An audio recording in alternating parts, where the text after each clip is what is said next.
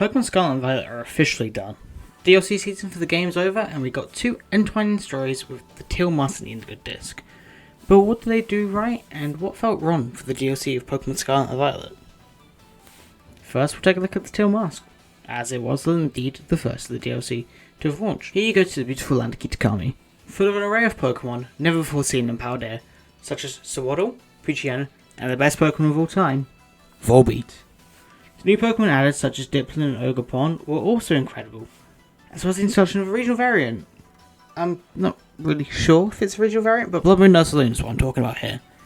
But we were also given a large amount of new Pokemon to play around with, of which, honestly, it's the most incredible aspect of the Teal Mask, other than the incredible scenery. And the new and returning moves it featured made the game feel incredible. However, there are indeed some glaring issues. First is that the performance of the game just somehow got worse. It decreased, the gameplay would be choppier than before with just the base game. Another aspect is just the Pokédex only adds 91 new Pokemon, which is indeed less than half of the Pokédex for Kitakami. It's getting the 4 new Pokemon of Fezanpidi, Munkidori, Okidogi, Ogerpon, and I guess you can throw them Ursaluna in, but even then, Ursaluna's in Scarlet and Violet already. 105 of the 200 Pokemon available in Kitakami were either in the base game Scarlet and Violet or transferable via Pokemon Home. Another issue I've personally had was just the story. Teal Mask took me weeks to complete, and it was just that the story was uninteresting. I couldn't get into it. It took way too long to wrap up any excitement, and when it did lead to the epic fight against Ogerpon, to be fair, Ogerpon's adorable. That's a good point. Add that one to the wins. It's the best part of the entire DLC, let's face it. But it felt flat, and that was the end. The climax of the story, if you would. And it felt way too short to deliver much more than a cheap thrill that wasn't fully capitalised on, unless we went to the Indigo Disc and it built on it. Personally though, I ranked Scarlet and Violet base games as a 7 out of 10. Teal Mask's DLC, about a 6 to be honest. It's not bad, slightly above average. I don't really play Pokemon for the story though, I play for the battles, and with a trip back to my favourite region, technically speaking, I was excited for the Indigo Disc.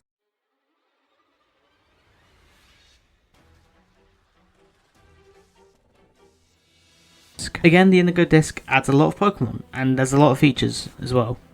The Pokédex is phenomenal, including new Pokemon that added, like Archelodon and Hydrapple. Bear in mind, Metagross is back, which is also really cool, but reintroduced us to the starters, but they were in the wild, which as a shiny hunter myself is the best possible feature. It's perfect, as well as some of the best Pokemon, like Mudkip, Flygon, and Lone Vulpix, also being back.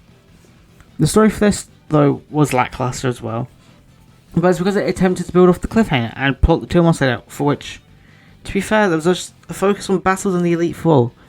It tried to build on it, but didn't really. Which are also, these battles are in the VGC format. I love that. Brilliant. Pokemon do that more. But again though, these battles felt way too easy, even with a new team built, shiny hunted. In fact, live here on this channel for the DLC. And the DLC was just too short to build on anything that it actually laid out. The new Stellar Terra mechanic is cool, however. Most Terra types, though, they're used for defensive purposes, and Stellar only gives a stab boost once to every type. No defensive stability whatsoever. Looking at positives, Pokédex is great. 230 Pokemon are available, but again, over half of them were in the base game, all transferable. And even then, some Pokemon, such as the Elemental Monkeys from Unova, weren't even available. And these are a few of the Pokemon that aren't available on Switch yet. This is most likely to be the last Nintendo Switch Pokemon game. But the monkeys not being available forces us to purchase Black and White, which are very expensive games now. You can't get them for cheap, or you can emulate them and then go through some modding processes to then bring the save over, to then bring those over, which is tedious, and sometimes people just don't have the right equipment. And Game Freak just seem to hate these Pokemon. Not adding them makes it much harder for us to sustainably support the franchise.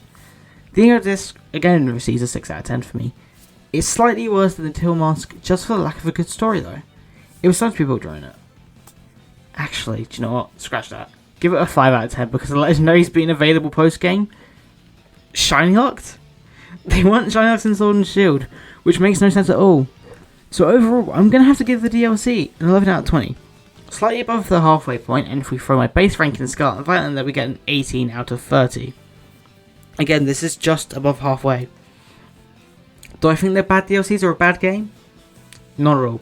I had a great time, and I still am having a great time exploring these new locations, discovering some of my favourite Pokemon, and also the gacha mechanic. All equate to a great experience.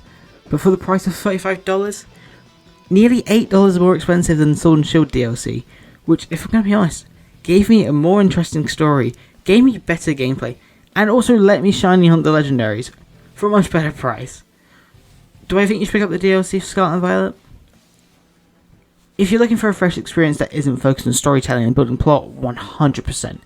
If you're a shiny hunter, obviously you should get this. It gives you a stupid amount of hours that you can sink into just by shiny hunting.